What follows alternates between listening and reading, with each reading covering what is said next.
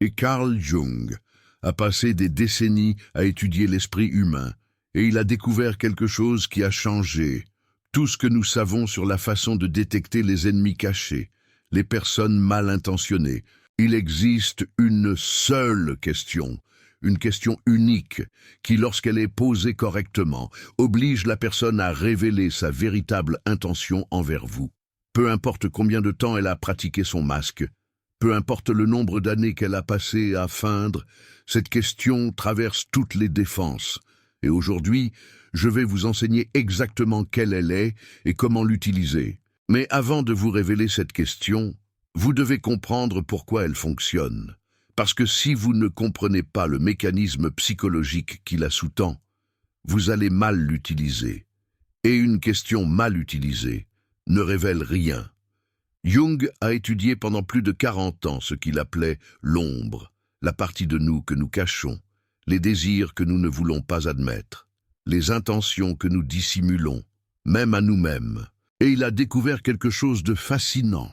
L'ombre ne peut pas rester cachée lorsqu'elle est pressée d'une certaine manière. Laissez-moi vous expliquer cela plus clairement. Quand quelqu'un vous hait en secret, cette haine ne disparaît pas, elle est stockée. Elle s'accumule, elle se transforme en quelque chose que Jung appelait un complexe. C'est comme un fichier comprimé d'émotions négatives que la personne garde à l'intérieur d'elle. Et ce fichier a une caractéristique très particulière. Sous une pression spécifique, il se décompresse involontairement. La personne perd le contrôle pendant une fraction de seconde. Et dans cette fraction de seconde, la vérité éclate. J'ai vu cela se produire des centaines de fois. Des personnes qui souriaient tous les jours, qui vous embrassaient quand vous arriviez, qui vous disaient qu'elles vous aimaient. Et il a suffi d'une question, posée au moment opportun, pour que tout leur théâtre s'écroule. Certains ont pâli, d'autres sont devenus rouges de rage contenue. Certains ont bégayé, et d'autres sont simplement restés silencieux, avec un regard qui en disait plus que 1000 mots. Maintenant, avant de vous donner la question, j'ai besoin de vous avertir de quelque chose. Cet outil est puissant, mais il est aussi irréversible. Une fois que vous l'aurez utilisé, il n'y aura pas de retour en arrière.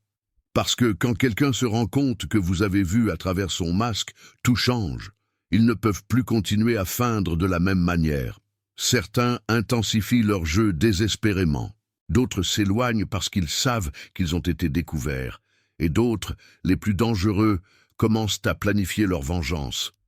Alors avant de continuer, posez-vous la question. Voulez-vous vraiment savoir? Parce qu'il y a des gens qui préfèrent le confort du doute. Ils préfèrent penser qu'ils se trompent peut-être, que cette personne les aime peut-être, que cette sensation étrange qu'ils ressentent n'est que de la paranoïa. Si vous préférez rester dans cette zone de confort, fermez cette vidéo maintenant, mais si vous êtes prêt pour la vérité, peu importe à quel point elle est douloureuse, alors restez avec moi. Jung a écrit quelque chose qui m'a toujours marqué. Il a dit que tant que vous ne rendrez pas conscient ce qui est inconscient, celui-ci dirigera votre vie et vous l'appellerez destin. Ce que cela signifie, c'est que tant que vous ne saurez pas qui vous est vraiment, ces personnes continueront à saboter votre vie. Elles continueront à mettre des obstacles sur votre chemin. Elles continueront à parler de vous dans votre dos. Et vous continuerez à penser que vous avez simplement de la malchance, que c'est une fatalité. Nous allons entrer dans le mécanisme de la question. Mais d'abord, j'ai besoin que vous compreniez les 3 types de haine cachée qui existent, parce que la question fonctionne différemment selon le type auquel vous avez affaire. Le premier type est la haine par envie. Cette personne vous hait parce que vous avez quelque chose qu'elle désire. Cela peut être votre succès, votre partenaire, votre paix intérieure, votre famille, ou simplement la façon dont les autres vous regardent et vous respectent. Ce type de personne sourit quand elle vous voit. Mais à l'intérieur, elle bout. Le deuxième type est la haine par ressentiment. Cette personne croit que vous lui avez fait quelque chose. Cela peut être réel ou imaginaire. Peut-être lui avez-vous dit une vérité qu'elle ne voulait pas entendre. Peut-être avez-vous obtenu quelque chose qu'elle voulait. ou peut-être que votre simple existence lui rappelle son propre échec. Ce type de personne garde rancune pendant des années, des décennies même, attendant le moment parfait pour vous la rendre. Le troisième type est le plus dangereux, c'est la haine par nature, la haine viscérale. Cette personne n'a pas besoin d'une raison, elle ne vous hait pas pour ce que vous avez ou pour ce que vous avez fait. Elle vous hait simplement parce qu'il existe quelque chose en vous qu'elle ne peut pas tolérer. Jung a identifié cela comme la projection de l'ombre. La personne voit en vous tout ce qu'elle est d'elle-même. Et au lieu d'affronter sa propre obscurité, elle décide de détruire le miroir qui la lui reflète. Maintenant, écoutez attentivement. La question que je vais vous révéler n'est pas une question quelconque. Ce n'est pas quelque chose que vous pouvez dire avec désinvolture dans n'importe quelle conversation. Il y a un contexte spécifique dans lequel vous devez l'utiliser, un moment précis, et une façon exacte de la formuler. Si vous changez l'un de ces éléments, la question perd son pouvoir. Le moment opportun est lorsque la personne est détendue, lorsqu'elle croit qu'elle a le contrôle de la situation, lorsque son masque est fermement en place et qu'elle se sent en sécurité. Ne le faites jamais lorsque la personne est stressée ou sur la défensive, parce que dans cet état, elle a déjà toutes ses défenses activées. La question doit la prendre au dépourvu. Le contexte approprié est une conversation informelle. Cela peut être pendant que vous mangez ensemble, pendant que vous marchez, pendant que vous regardez quelque chose. L'important est que cela ne ressemble pas à un interrogatoire. La personne ne doit pas soupçonner que vous enquêtez, elle doit se sentir complètement à l'aise. Et voici la question, mais avant de vous la dire, laissez-moi vous expliquer pourquoi elle fonctionne. La question est conçue pour activer ce que Jung appelait le complexe. C'est une question qui touche directement le point où la haine est stockée. Et lorsque vous touchez ce point, le corps réagit avant que l'esprit ne puisse le contrôler. La question est celle-ci. Vous regardez la personne directement dans les yeux, avec une curiosité sincère, sans accusation, et vous lui demandez « Si je disparaissais demain de ta vie pour toujours, qu'est-ce que tu ressentirais en premier ?» Pas ce que tu ferais, pas ce que tu penserais, ce que tu ressentirais. Cette distinction est cruciale, parce que lorsque vous demandez ce que la personne ferait ou penserait, elle a le temps d'élaborer une réponse socialement acceptable. Mais lorsque vous demandez le sentiment, vous accédez directement à l'inconscient. Vous demandez une réponse qui ne peut pas être fabriquée facilement. La personne qui vous aime sincèrement répondra avec tristesse, avec inquiétude. Elle dira quelque chose comme « Je sentirais qu'il me manque quelque chose d'important » ou « Je serais triste parce que tu fais partie de ma vie ». Et elle le dira immédiatement, sans pause, sans réfléchir, parce que l'amour n'a pas besoin d'être calculé. Mais la personne qui vous hait en secret aura une réaction complètement différente, et c'est là que cela devient intéressant, parce qu'il existe plusieurs façons dont la haine se révèle, et chacune vous dit exactement quel type d'ennemi vous avez en face de vous. Le premier signe est la pause. Si la personne reste silencieuse pendant plus de 3 secondes avant de répondre, cela signifie qu'elle est en train de calculer. Il cherche à simuler ce qu'il devrait ressentir, au lieu d'exprimer ses véritables émotions. Une personne qui vous aime sincèrement n'a pas besoin de calculer. Sa réaction est instantanée, parce qu'elle est authentique. Le deuxième signe, c'est l'évitement. Si la personne répond par quelque chose comme « Quelle question étrange » ou « Pourquoi me demandes-tu ça ?» elle essaie de détourner l'attention. Elle gagne du temps, parce qu'elle ne veut pas révéler ce qu'elle ressent vraiment. Une personne qui vous aime n'a pas besoin d'éviter. Elle répond directement, parce qu'elle n'a rien à cacher. Le troisième signe, c'est une réponse trop élaborée. Si la personne se lance dans un long discours sur combien elle vous aime, et tout ce qu'elle ferait si vous disparaissiez, elle surcompense. Elle essaie de vous convaincre avec des mots, parce qu'elle sait que ses vrais sentiments diraient autre chose. L'amour véritable est simple. Il n'a pas besoin d'explications interminables. Mais voici le signal le plus révélateur de tous. et c'est celui que Carl Jung a étudié le plus en profondeur. C'est la micro-expression qui apparaît avant que la personne ne reprenne le contrôle de son visage. Quand vous posez cette question à quelqu'un qui vous déteste en secret, il y a un moment, une fraction de seconde à peine, où sa véritable émotion traverse son visage. Ça peut être une lueur de soulagement, un léger relèvement des commissures des lèvres, une détente des épaules, comme si on se débarrassait d'un poids énorme, ou même une étincelle de quelque chose que je ne peux décrire que comme satisfaction. Ça se produit parce que l'inconscient réagit en premier avant que la personne ne puisse activer son masque social. Son corps a déjà réagi à l'idée de votre disparition. Et si cette première réaction n'est pas de la tristesse ou de l'inquiétude, alors vous avez votre réponse. Carl Jung a documenté cela de manière exhaustive dans ses études sur l'association de mots.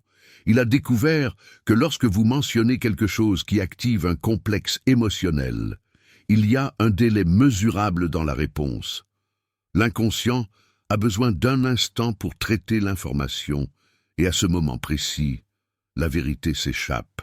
J'ai personnellement utilisé cette question à de nombreuses reprises, et à chaque fois, je suis frappé par sa précision. Je me souviens d'une fois où je l'ai posée à quelqu'un que je considérais comme un ami proche. Nous étions amis depuis des années. Nous partagions tout. Du moins, c'est ce que je croyais. Quand je lui ai posé la question, sa première réaction a été de lâcher un petit rire. Pas un rire nerveux, un rire de soulagement. Comme si l'idée de ma disparition était quelque chose de positif. Après, il s'est rapidement repris et a dit toutes les choses qu'il fallait. Mais il était trop tard. J'avais déjà vu la vérité. Maintenant, cette question a une fonction supplémentaire, que vous n'attendiez peut-être pas. Elle ne révèle pas seulement ceux qui vous détestent. Elle révèle aussi ceux qui vous aiment vraiment. Et c'est tout aussi précieux. Parce que, quand vous posez cette question à quelqu'un qui vous aime vraiment, vous allez voir quelque chose de beau. Vous allez voir comment ses yeux s'humidifient légèrement. Vous allez voir un changement dans son expression. Vous allez voir un inconfort véritable face à l'idée de vous perdre. Certains s'agaceront même de la question, non par esquive, mais parce qu'il leur fait mal d'imaginer ce scénario. Alors, cette question fonctionne dans les deux sens. Elle vous montre l'obscurité cachée, et elle vous confirme aussi l'amour véritable. C'est comme une épreuve du feu pour les relations. Et une fois que vous l'avez utilisée, vous ne regardez plus jamais les choses de la même façon. Mais attendez, parce qu'il y a autre chose que vous devez savoir avant d'utiliser cet outil. La question a des variations. Selon la relation que vous entretenez avec la personne, vous pouvez ajuster la formulation pour la rendre plus efficace. Si c'est quelqu'un avec qui vous avez une relation très proche, comme un membre de votre famille ou votre partenaire, vous pouvez être plus direct. Demandez-lui quelle serait la première chose qu'il ressentirait si un jour vous cessiez simplement d'exister. Cette version est plus intense et génère des réponses plus révélatrices. Si c'est quelqu'un avec qui vous avez une relation plus distante, comme un collègue ou une simple connaissance, vous pouvez l'adoucir. Demandez-lui quelle serait la première chose qu'il ressentirait si, soudainement, vous déménagiez à l'autre bout du monde et que vous ne vous revoyiez plus jamais. Cette version est moins menaçante, mais tout aussi efficace. La clé, c'est de poser la question de manière naturelle, comme si c'était une curiosité sincère, comme si vous philosophiez sur la vie. Si la personne sent que vous l'interrogez, elle activera toutes ses défenses, et la question perdra de son efficacité. Il y a un autre détail important, le suivi. Après que la personne a répondu, il y a une deuxième question qui amplifie l'effet. Mais avant de vous l'enseigner, j'ai besoin de vous expliquer quelque chose sur la façon dont le cerveau traite ces situations. Quand quelqu'un ment sur ses sentiments, il y a une dissonance cognitive qui se crée. La personne dit une chose, mais en ressent une autre, et cette dissonance génère une tension interne. La deuxième question exploite cette tension. Après qu'elle a répondu à votre première question, vous attendez quelques secondes. Vous laissez le silence faire son travail, Et ensuite, avec la même curiosité sincère, vous lui demandez pourquoi elle pense qu'elle ressentirait ça. Cette deuxième question est dévastatrice pour quelqu'un qui ment, parce que maintenant, elle doit justifier un mensonge. Elle doit expliquer un sentiment faux.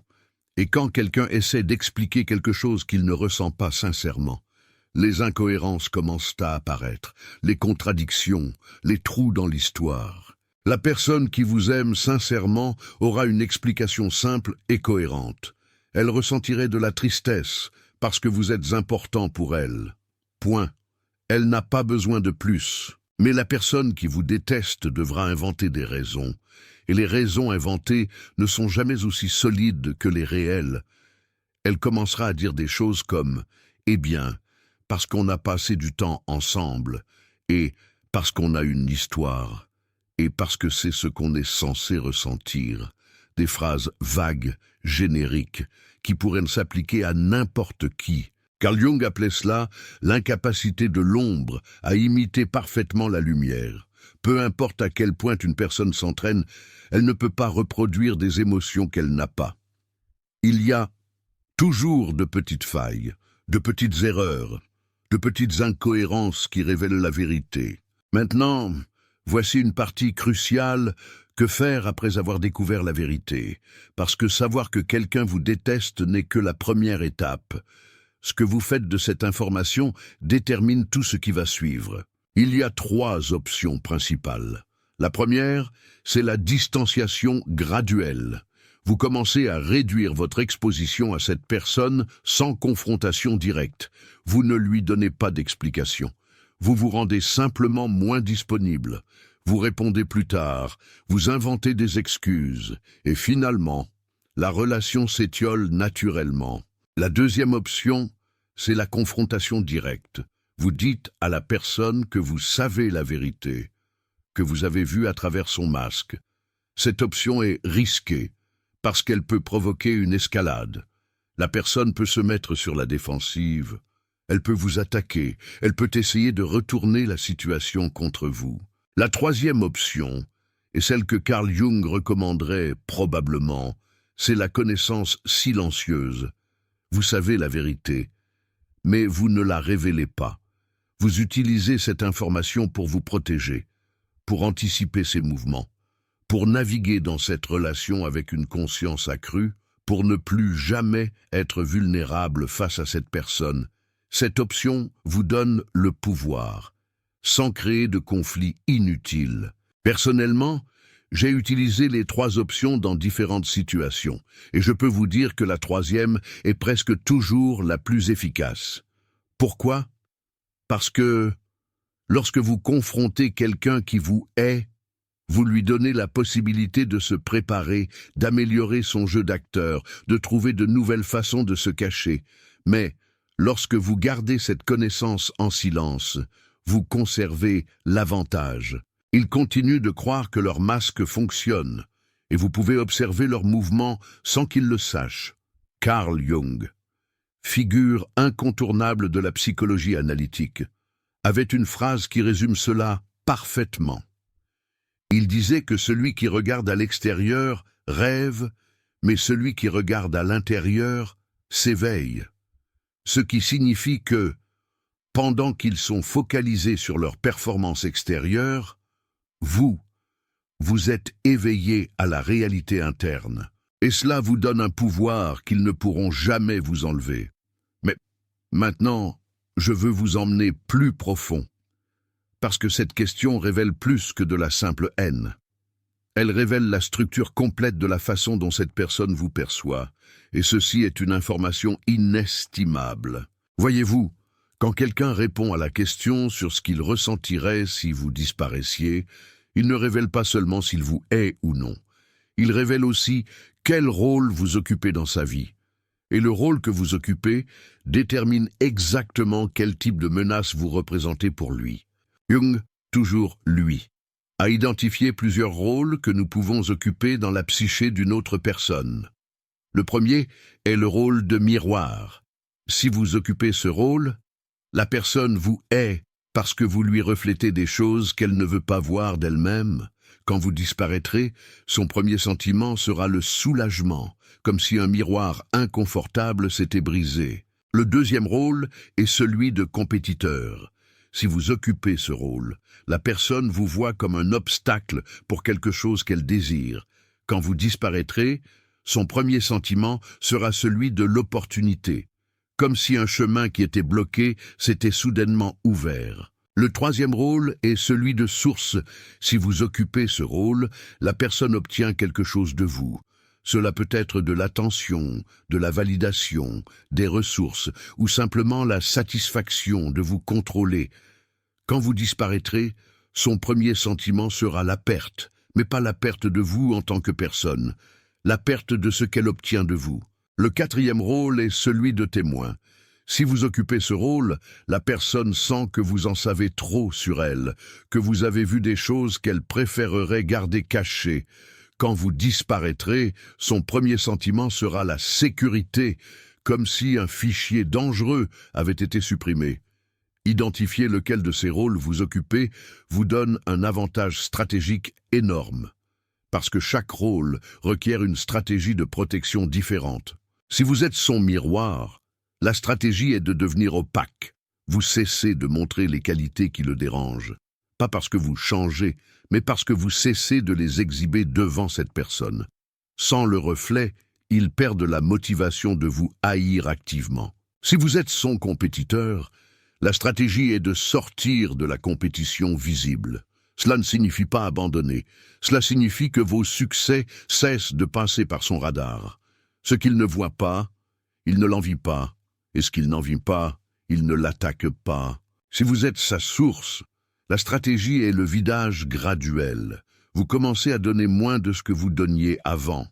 Pas d'un coup, parce que cela génère une réaction violente, mais graduellement, jusqu'à ce qu'il cherche une autre source et vous laissant en paix. Si vous êtes son témoin, la stratégie est la neutralité totale. Vous ne commentez jamais ce que vous savez. Vous ne faites jamais de référence. Vous devenez un témoin tellement insignifiant qu'il cesse de vous voir comme une menace. Le fichier continue d'exister, mais ils oublient qu'il existe. Maintenant, je veux vous enseigner quelque chose que très peu de gens connaissent. Il existe une variation avancée de la question qui révèle non seulement si quelqu'un vous hait, mais depuis combien de temps il vous hait. Et ceci est crucial. Parce qu'il y a une différence énorme entre quelqu'un qui a commencé à vous haïr récemment et quelqu'un qui vous hait depuis des années. La haine récente est réactive. Elle a surgi de quelque chose de spécifique et elle peut se dissiper si les circonstances changent. Mais la haine ancienne est cristallisée. Elle est devenue une partie de l'identité de la personne. Et ce type de haine disparaît rarement. La variation est la suivante. Après avoir posé la question principale et écouté la réponse, vous ajoutez un troisième élément. Avec la même curiosité véritable, vous demandez « Vous êtes-vous déjà posé la même question à mon sujet ?» Cette question est géniale parce qu'elle révèle l'historique de la haine. Une personne qui vous hait depuis longtemps a probablement déjà fantasmé sur votre disparition. Plusieurs fois. La question l'oblige à faire face à cette réalité. Et sa réaction vous dira tout. Si la personne dit qu'elle n'y avait jamais pensé, observez son langage corporel. S'il y a de la tension, si elle évite votre regard, si elle bouge de manière inconfortable, elle ment. Elle y avait déjà pensé. Plusieurs fois. Si la personne admet qu'elle y avait effectivement pensé, soyez attentif à la façon dont elle le dit. Si elle le dit avec légèreté, comme si c'était quelque chose de normal, cela indique que cela s'est normalisé dans son esprit. La haine est ancienne et profonde. Si la personne réagit avec une surprise authentique à la question, comme si l'idée ne lui avait jamais traversé l'esprit, vous avez probablement affaire à quelqu'un qui ne vous hait pas réellement, ou à quelqu'un dont la haine est si récente qu'elle n'a pas encore eu le temps de fantasmer. Cette technique de 3 questions en séquence est ce que Jung aurait appelé l'excavation de l'inconscient. Chaque question pénètre plus profondément. Chaque réponse révèle plus de couches. Et au final, vous avez une carte complète de la façon dont cette personne se sent réellement envers vous. Mais Maintenant, vient la partie dont vous m'avez le plus demandé de parler. Que se passe-t-il quand vous découvrez que quelqu'un que vous croyiez vous aimer, en réalité, vous hait? Parce que c'est la situation la plus douloureuse de toutes. Découvrir de la haine chez un étranger est facile à accepter. Vous vous y attendez d'une certaine manière. Mais découvrir de la haine chez quelqu'un de proche, dans un membre de votre famille, chez un conjoint, chez un ami de longue date, cela brise quelque chose en vous. Jung, encore lui, en a longuement parlé. Il disait que la plus grande douleur ne vient pas d'être haï, mais d'avoir été trompé au sujet de la haine. C'est la trahison de la perception qui fait le plus mal. Vous croyiez voir de l'amour, mais c'était de la haine déguisée. Vous croyiez comprendre la relation, mais vous vous trompiez complètement. Ce type de découverte passe par des étapes similaires au deuil. D'abord vient le déni. Ce n'est pas possible. J'ai du mal à interpréter. Il avait peut-être une mauvaise journée. Vous cherchez n'importe quelle explication qui préserve l'image que vous aviez. Ensuite vient la rage. Comment ont-ils pu me tromper aussi longtemps? Comment ai-je pu être aussi naïf? Cette rage peut se diriger vers la personne qui vous hait, mais aussi vers vous-même pour ne pas l'avoir vu avant. Puis vient la négociation. Peut-être que je peux changer quelque chose. Peut-être que si je leur parle, peut-être que si je leur donne une autre chance. Cette étape est dangereuse parce qu'elle peut vous amener à ignorer les preuves et à vous réexposer au danger. Après vient la tristesse, le deuil de la relation que vous croyiez avoir, des années investies, des souvenirs qui sont maintenant contaminés par cette connaissance. Pour cette personne que tu pensais connaître, mais qui n'a jamais existé. Carl Jung disait que nous ne sommes pas responsables des projections que les autres mettent sur nous. Si quelqu'un te hait parce que tu reflètes sa propre obscurité, c'est son travail interne, pas le tien. Ton seul travail est de te protéger pendant qu'ils résolvent ou ne résolvent pas leurs propres démons. Maintenant, je veux te donner une technique pratique de protection, quelque chose que tu peux implémenter immédiatement après avoir utilisé la question et confirmé la haine. La technique s'appelle le bouclier de prédictibilité. Jung observait que les personnes qui nous haïssent ont besoin que nous soyons prévisibles pour planifier leurs attaques. Elles ont besoin de savoir comment nous allons réagir. Qu'est-ce qui va nous blesser? Quand sommes-nous vulnérables? Le bouclier fonctionne ainsi. Une fois que tu sais que quelqu'un te hait, tu commences à être complètement imprévisible dans ta relation avec cette personne. Pas de façon dramatique qui révèle que tu sais quelque chose, mais de façon subtile. Tu changes tes horaires sans explication. Tu réponds parfois immédiatement, d'autres fois après des jours. Parfois tu es chaleureux, d'autres fois neutre. Il n'y a pas de schéma, il n'y a pas de constance, rien qu'ils puissent utiliser pour anticiper tes mouvements. Cela génère une frustration énorme chez celui qui te hait, parce qu'ils ne peuvent pas planifier, ils ne peuvent pas se préparer, ils ne peuvent pas attaquer avec précision s'ils ne savent pas où tu vas être ni comment tu vas réagir. Jung l'expliquerait en termes de l'archétype du fripon, trickster. Tu deviens quelqu'un qui ne peut pas être encasé. Et cela désactive la capacité de l'autre personne à te manipuler ou à te nuire efficacement. La deuxième technique est le vidage émotionnel sélectif. Cela signifie que, face à la personne qui te hait, tu cesses de montrer des émotions génuines. Tu ne deviens pas froid ni hostile. Tu deviens neutre. Quand tu partages de bonnes nouvelles, tu le fais de façon casuelle, sans enthousiasme visible. Quand quelque chose de mauvais t'arrive, tu ne montres ni tristesse, ni frustration. Tu es un étang d'eau calme qui ne reflète rien. Pourquoi ça fonctionne? Parce que celui qui te hait se nourrit de tes émotions. Ta joie leur cause de la haine par envie, ta tristesse leur donne de la satisfaction, ta peur leur donne du pouvoir. Mais s'il n'y a pas d'émotion visible, il n'y a rien dont se nourrir. Tu deviens inutile comme source de satisfaction pour leur haine. La troisième technique est la documentation invisible. C'est particulièrement important si la haine peut se manifester par des actions concrètes contre toi. Tu commences à garder des traces de tout. Conversations, dates, événements, témoins. Tu ne le fais pas de façon paranoïaque ni obsessive. Tu maintiens simplement un fichier mental ou physique si nécessaire de tout ce qui se passe entre toi et cette personne. Cela te protège de deux façons. Premièrement, cela te donne des preuves si un jour tu en as besoin. Deuxièmement, cela t'aide à identifier des schémas de comportement qui autrement passeraient inaperçus. Jung aurait apprécié cette technique parce qu'elle s'aligne avec sa méthode de rendre conscient l'inconscient. En documentant, tu forces ton esprit conscient à prêter attention à des choses que tu ignorerais normalement. Et cette attention te protège. Maintenant, avant de terminer, je veux te parler de l'aspect le plus important de tout cela, ta propre ombre. Parce que oui, il est important d'identifier ceux qui te haïssent. Mais il est aussi important de te demander pourquoi tu attires cette haine. Je ne suis pas en train de dire que c'est ta faute. La haine des autres est leur responsabilité. Mais il y a des schémas qu'il vaut la peine d'examiner. Jung disait que nous répétons ce que nous ne guérissons pas. Si tu attires constamment des personnes qui te haïssent en secret, il y a quelque chose en toi que ces personnes détectent, quelque chose qui les attire pour ensuite le rejeter. Et ce quelque chose mérite d'être exploré. Il se peut que, inconsciemment, tu recherches l'approbation de ceux qui ne te la donneront jamais.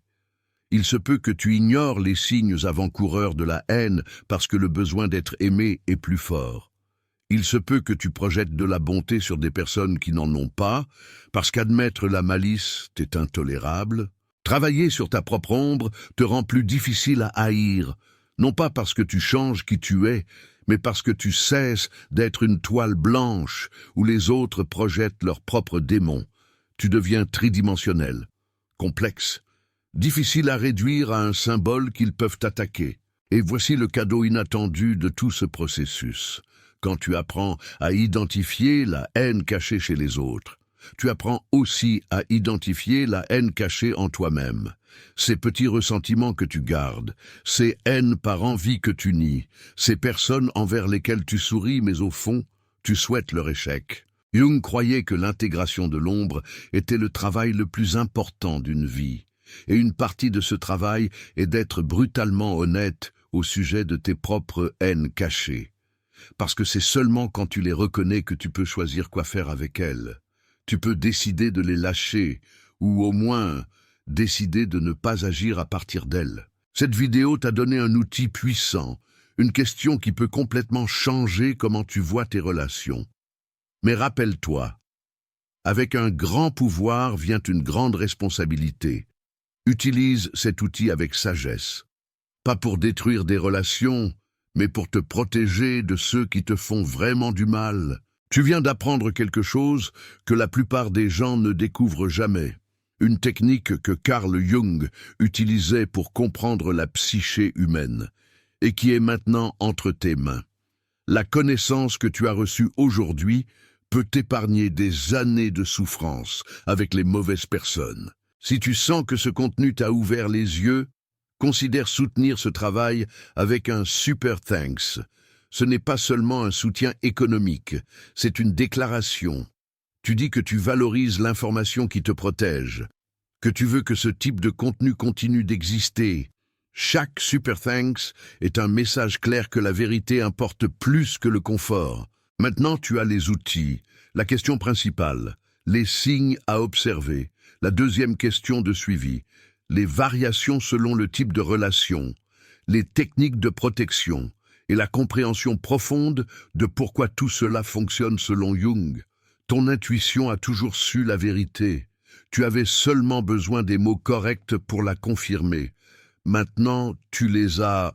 Dis-moi dans les commentaires, as-tu déjà utilisé cette question sans le savoir? Quelle réponse as-tu reçue? Qu'as-tu ressenti quand tu as vu la vérité? Chaque histoire partagée peut aider quelqu'un d'autre à se réveiller. Je vous lis tous.